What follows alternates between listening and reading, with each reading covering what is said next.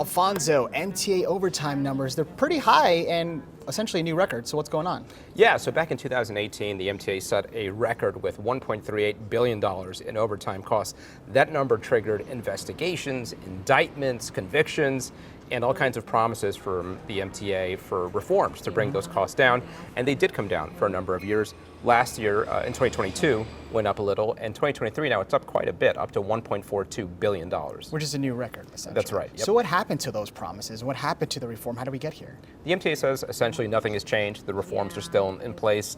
There are some things that are out of their control. The biggest driver of overtime in 2023 were absences and vacancies in New York City Transit. These are bus and subway workers, and when people aren't showing up for work or those jobs aren't filled, they got to fill them on overtime.